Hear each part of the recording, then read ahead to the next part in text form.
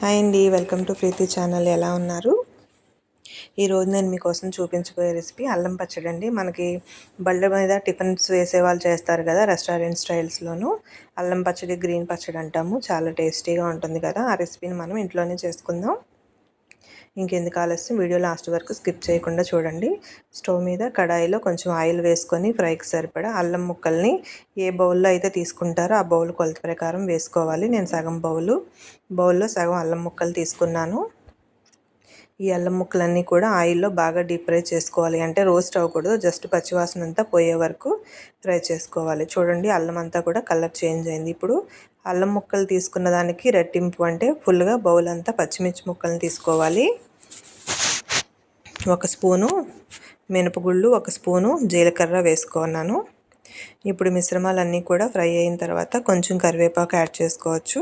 కరివేపాకు అనేది ఆప్షనల్ అండి. ఇప్పుడు ఈ మిశ్రమంలో ఈ సైజు చింతపండు గుజ్జు తీసి పక్కన పెట్టుకోవాలి. ఈ అల్లం మిశ్రమం అంతా కూడా చల్లారిన తర్వాత చింతపండు గుజ్జుని అల్లం మిశ్రమంలో వేసేసి కొంచెం కొత్తిమీర యాడ్ చేసుకొని ఒక బౌల్ అంతా హాట్ వాటర్ యాడ్ చేసుకోవాలి. ఇది లూజ్గా ఉంటేనే బాగుంటుంది పచ్చడి. ఎంతైతే అల్లం ముక్కలు తీసుకున్నామో అంతే బెల్లం తురుము తీసుకొని బాగా ఫైన్గా మిక్సీలో పేస్ట్ చేసుకోవాలి.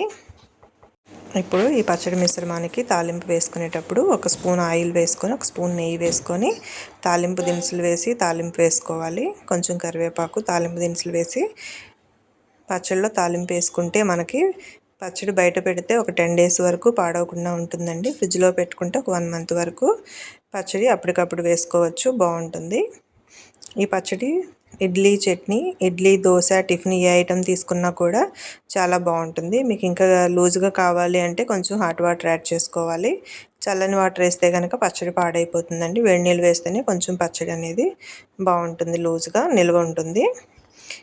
మనం ఫ్రిడ్జ్లో పెట్టిన దాన్ని బట్టి, వాడుకునే దాన్ని బట్టి ఉంటుందండి. వాటరు చెమ్మ తగలకూడదు. ఫ్రిడ్జ్లో అయితే ఒక 1 మంత్ వరకు ఉంటుంది, బయట అయితే ఒక 10 డేస్ వరకు ఉంటుందండి.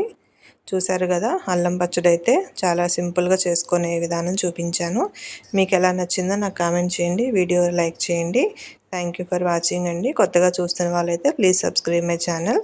Thank you for watching. Thank you.